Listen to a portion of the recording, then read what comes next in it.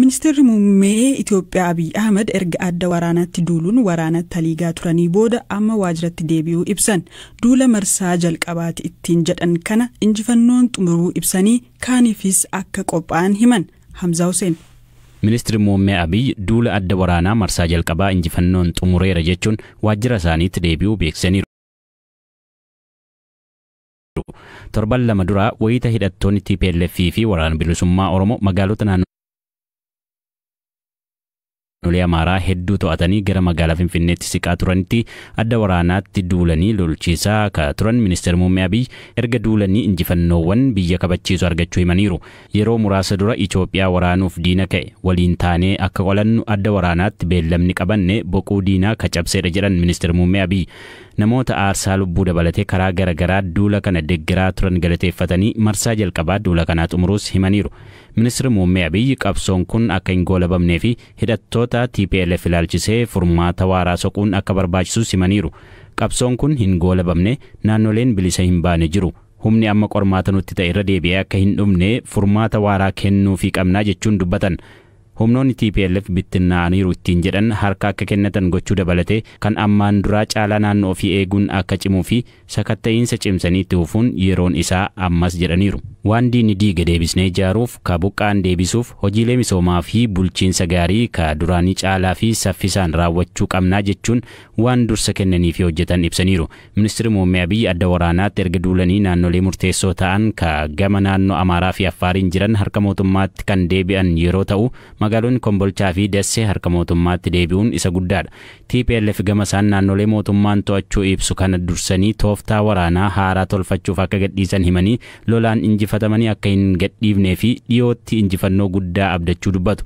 Ministeerri muummee Abiy ibsa goolabamuu duula marsaa jalqabaa ittiin jedhan kanaa ilaalchisee kennan kanaan keessumaa tokkummaa lammiilee Itoophiyaa duula kana keessatti mul'ata haga dhumaatti qabeenya keenya godhannee itti fufuu qabna jechuun ibsaniiru. Waraanni kun gatii mootummaa baay'iseen cinaatti carraalee gaggaarii yoomiyyuu argamuu hin dandeenye argamsiisuus himan. Waraanni waggaa tokko dura humnoota mootummaa federaalaa fi hidhattoota TPLF gidduutti dhalate ji'oota darban naannolee Affaarii fi Amaaraattis ce'ee gaaga'ama namoomaa guddaa uumeera. Namoota miliyoona 7 ta'anis deeggarsa midhaan nyaataa akka eegan sababa ta'eera. Ministeerri muummee Abiy Ahmed guyyaa roobii dirree waraanaatii waraana kallattiin taliigurraa deebi'uu erga ibsanii booda bulchitoota biyyoota baha Afrikaa 6 waliin mari'achuu himaniiru. Akka ministeera muummee Abiyyitti bulchitoonni waliin mari'atan kan Jibuutii, Keeniyaa, Yugaandaa, Soomaaliyaa, Eertiraa fi Sudaan kibbaadha. Itoophiyaan hariiroo biyyoota ollaa waliin qabdu cimsuuf dursa kennitee hojjetaa jirti jechuun fuula Tiwiitaraa isaanii irratti barreessaniiru.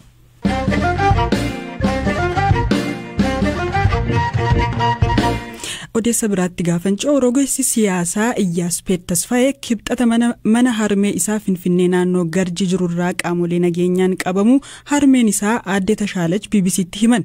Iyyaaspeet Tasfaayee rogeessa miidiyaa hawaasaa fi miidiyaalee idilee irratti mootummaa qeequun kan beekamu yoo ta'u hundeessitoota Ubuntu TV keessaas tokko. Labsii yeroo muddamaa bara 2016 turenis guyyoota 30 hidhamee akka ture hiriyaansaa Bafiqaaduu Haayiluu Tiwiitara irratti barreesseera. Haati Iyyaaspeet sababa labsii yeroo muddamaa amma jiruun maaliif akka isa qaban qaamota nageenyaa gaafachuu akka hin dandeenye himaniiru.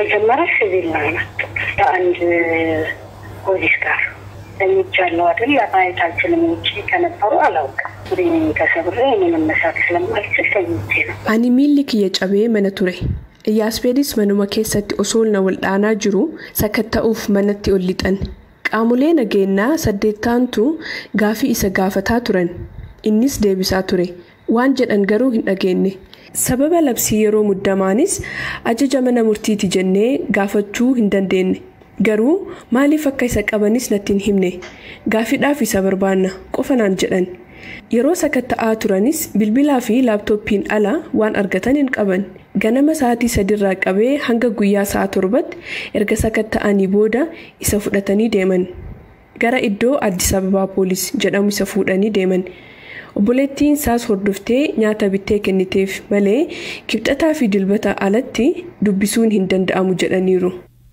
Iyyaaspeet maaliif to'annoo jala Iyyaaspeed maaliif to'annoo jala akka oolee kan gaafanne Daayiriktarri sabquunnamtii Koomishinii Poolisii Finfinnee Koomaandar Faasikaa Ufantaa dhimmicha irratti odeeffannoo akka hin qabne himanii mirkaneessee isinitti himaa jedhanillee deebisnee bilbilaan kaasuu hin dandeenye.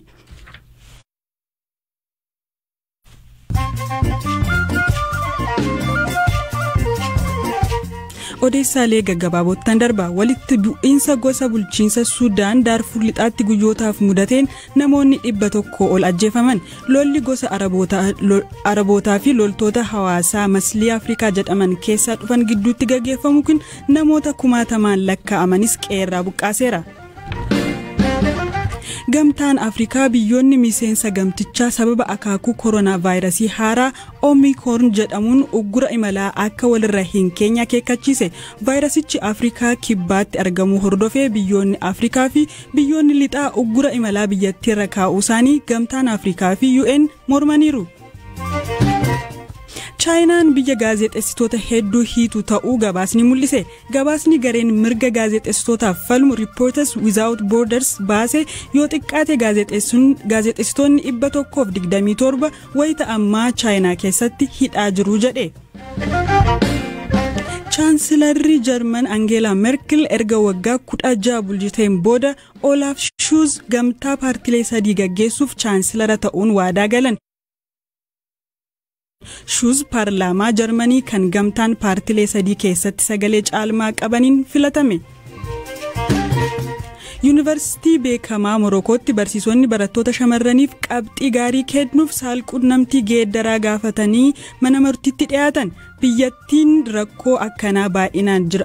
keessa rakkoon akkanaa baay'inaan jiraatus badaa mana murtiitti hin dhiyaatu ture. Odeessaaleen kanuma.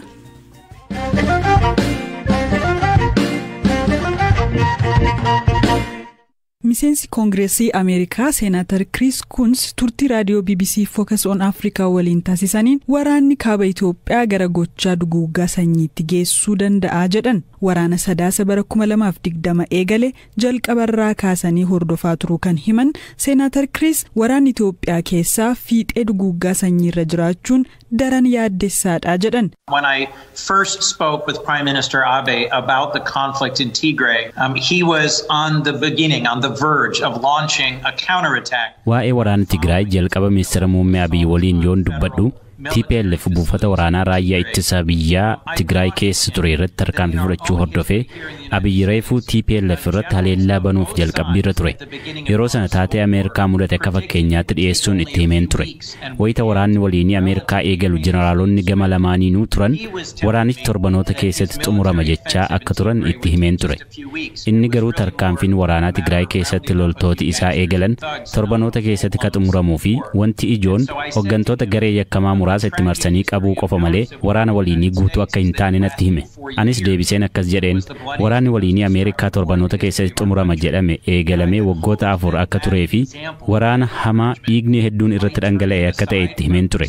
Fakkeenyi waraana waliinii Ameerikaa kun akka of duuba deebi'u isa taasisa jedhee abdadheen ture. Garuu hin taane. Waggaa tokko booda gama lamaaniinuu akkasumas loltoonni Eritiriyaa fi milishoonni naannolee waraana suukanneessaatti jiru. Amma waraanichi danqaatti jira. Furmaatni waraanaan argamu tokkollee hin jiru. Kanaaf qaamoleen lamaanuu hatattamaan gara marii akka dhufan hubachiisuun barbaada.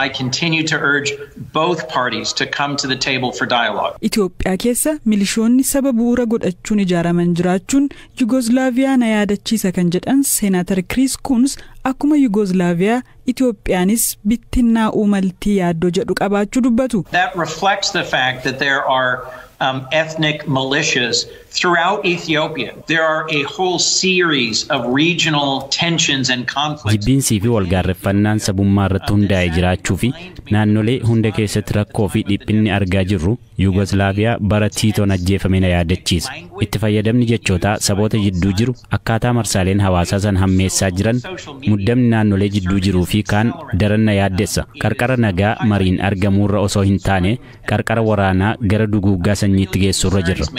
That we are on the verge not of a negotiated peace, but of a fracturing conflict that might well lead to a genocide in Ethiopia. mootummaan Itoophiyaa faallaa kanaatiin biyya TPLF'n diigamuuf jirtu baraaruuf lolaa akka jiru hima. Mootummaan Ameerikaa gara TPLF goruun waraanatti jajjabeessa jedhamuun mootummaa Itoophiyaatiin komatama. Gama kaaniin biyyoonni akka Chaayinaa fi Raashiyaa mootummaa Itoophiyaa akka tumsaa jiran wanti akeeku mul'ataa jira. Kun immoo waraana waliinii Itoophiyaa gara sadarkaa hammaataatti geessaa jedhamee sodaatama. Haala kanarratti yaada kan kennan aanga'aan kun foreign powers that are providing military equipment and drones are merely accelerating this conflict. Humnoonni biyyoota alaa meeshaalee waraanaa fi diroonii Itoophiyaaf gumaataa jiran waraanicha akka hammaatu gochaa jiru. Waraanni kun wayita xumuramu qaamoleen dhiittaa mirga namoomaaf haala mijeessaa turan itti gaafatamuu qabu. Kanaaf Koongireesii Ameerikaa keessatti seera namoota waraana Itoophiyaa keessatti mirgooti namoomaa akka sarbamu taasisan itti gaafatamoo taasisuu fi waraanichaaf furmaata siyaasaa deeggaruu eegalchiiseen jira. Sudaanitti iddoo baqattoonni qubatanii jiranis daawwadheera. Namoota dararaa waraanaaf dhiittaa mirga namoomaa baqatanii jiran qaamaan argachuuf carraa argadheera. Waraana kana keessatti qaamoleen hundi raayyaa ittisaa, TPLF, milishaa Amaaraa, Eritiriyaa fi kanneen biroon sarbama mirgoota namoomaa fi yakkaawwan suukanneessoo raawwataniiru. Dirqiin gudeeduunii fi lammiilee beelessuu akka meeshaa waraanaatti bal'inaan dhimma itti bahamaa ture. Use of rape as a tool of war, massacres of civilians, abuse of historic sites. But the principal one is the use of hunger as a weapon of war. Mootummaan Itoophiyaa beela akka meeshaa waraanaatti fayyadamuun himatamus garuu qorannoon waloo Koomishinii Mirgoota Namoomaa Itoophiyaa fi Waajjira Mirgoota Namoomaa UN mootummaan ta'e jedhee beela akka meeshaa waraanaatti fayyadamuu ragaan agarsiisu akka hin jirre himaniiru.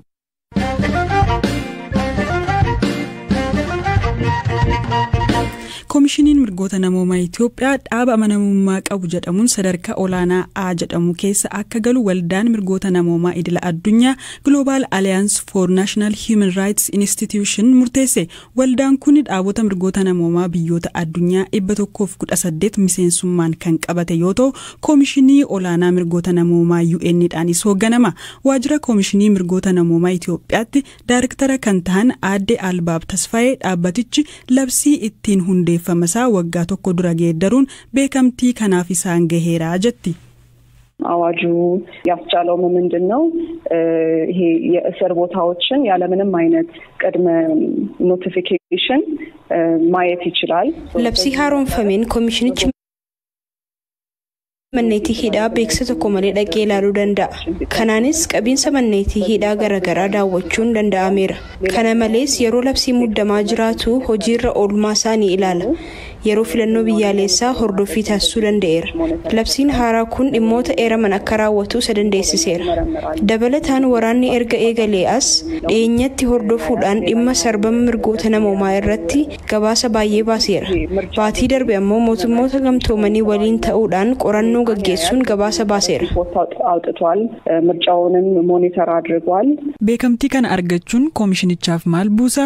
Komii dhaabni kun walaba miti jedhamuun irra gahuufoo deebii ta'uu mala jechuun gaafanneerra. ለኮሚሽኑ ስራ አንድ እውቅና ነው ይሄ። ከዛም በኋላ ግን ወደ ደረጃ ኤ ኮሚሽኑ kuni hojii koomishinichaaf beekamtiidha. Kana malees mootummoota gamtoomaniitti mana maree mirgoota namoomaa waliin hariiroo kallattii taasisuu ni danda'a. Kora waliigalaa irratti hirmaachuu ni danda'a. Kuni sadarkaa kana dura qabuun hin danda'amu ture.